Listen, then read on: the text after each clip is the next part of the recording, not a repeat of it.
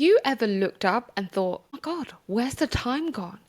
The hours are blurring into days and the weeks are slipping into months and then months turn into years and suddenly you're staring at your goals thinking, I am so not where I want to be. And that thought is really heavy because it actually comes with shame, guilt, envy, even anger.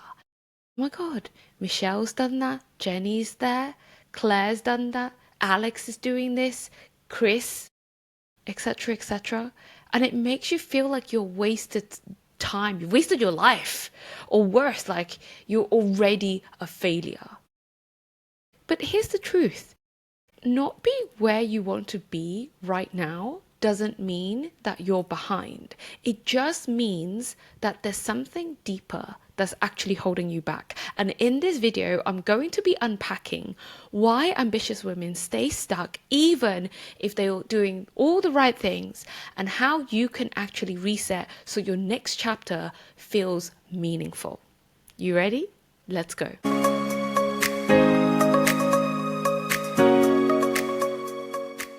So here's the problem that I see all the time. Women who's been pushing, working harder, taking all the boxes, they're doing everything, but actually on the inside, they're still feeling like a failure.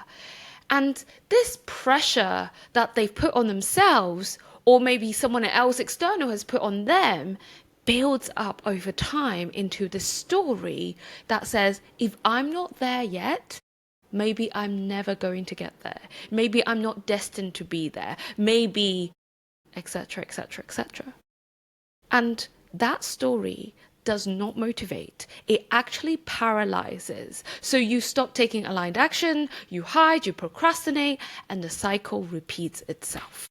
You been there? I know I have. And, not being where you want to be is actually rarely about the effort that you've put in or the hours. It's usually more about 3 different blocks. They're deeper blocks. Number 1 is clarity. You are not fully clear on what you want, so your energy is scattered. You're not really focused, and you're chasing 10 things at the same time rather than one aligned thing. Number 2, identity. You're clinging onto old stories that are keeping you safe, but really small, really tiny. And for years, I told myself that I was shy, and this was a story that gave me an excuse not to go grab those opportunities that I really love. But actually, I'm not shy at all. I thrive on connection. But it wasn't the shy that was holding me back. Maybe sometimes I do get scared, but it's actually the stories of I'm shy that was keeping me back. You see what I mean? And the third one, number 3, is pressure. You're measuring yourself against other people's timelines. You're measuring yourself against impossible timelines sometimes. And you're always chasing the next milestone. So you're never feeling that you're enough, even as you are right now. So when you combine these 3 things, you end up asking, oh my God, where's the time gone? Why am I not there yet? But you forget to see where you've actually come from. I had a client who actually lived this. When she came into our meeting, she was absolutely furious because she's been working so hard, but she actually didn't get the promotion that she thought she deserved. Her boss told her, you're not quite ready yet. And so she came angry. She was comparing herself to her colleagues, to her manager even, and started doubting herself, second guessing. Maybe I'm not meant to be. Maybe I'm not built for this. Maybe I'll never get there. Yeah, okay.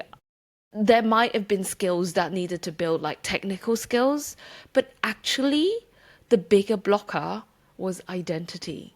Because the first thing she was waiting for was that she was waiting for her manager to validate her before she actually stepped up and showed up as a manager, which actually then led her to show up as a normal employee rather than as a manager, in the way that she spoke, in the way that she carried herself, in the way she walked in the room, or even in the way that she acted around her colleagues. I'm not talking about this being an arrogant thing. I'm more talking about, are you having that air of confidence around you, which is required for being a manager? Are you talking with conviction? Are you actually being really clear on what you know and showing up without second guessing yourself? And it wasn't until she stopped waiting and started embodying that identity of the manager, that was when everything changed. So, how do you get over this situation when you feel like time is actually slipping away so fast?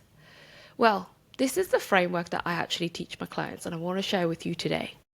Number one, it's all about resetting. Your brain is always going to tell you you are not doing enough. That's where the ego comes in, because if you don't believe your ego, it's going to have to go somewhere else.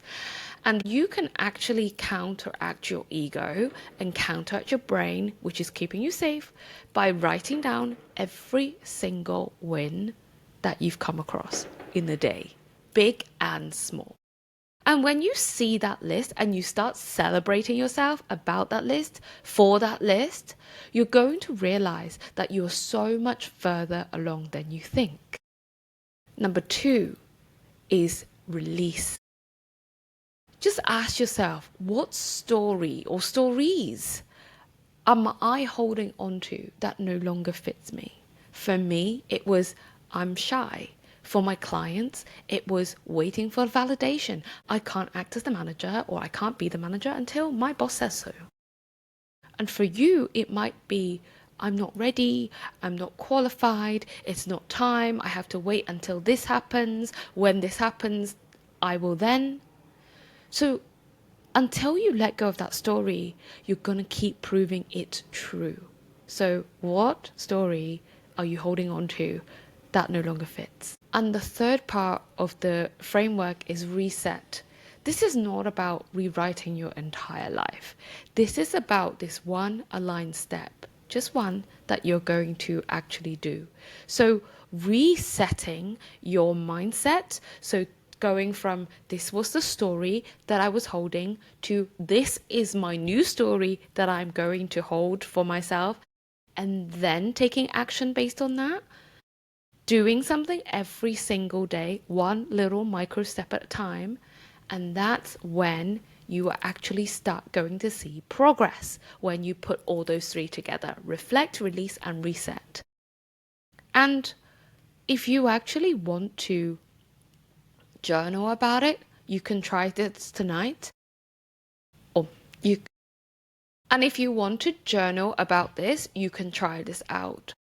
If I stop judging myself for not being further ahead, what would actually feel good to focus on right now? When you answer that honestly, you're going to realize that you haven't failed.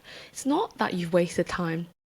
You needed all of those steps that you've taken to get you to this point. You just need to focus and continue focusing on the next step. If this resonates, and if you're in London, then I would love to guide you through that reset in person. This is exactly what we're going to be doing on the 20th of September at our workshop, Break Free and Thrive. And it's an evening to pause, to get clear and reset what's keeping you stuck. Or if you're craving something deeper, I'm going to be hosting a retreat in November where we're going to be taking this work even further. So make sure you check out the links in the descriptions and click on the one that you resonate with the most to find out more details.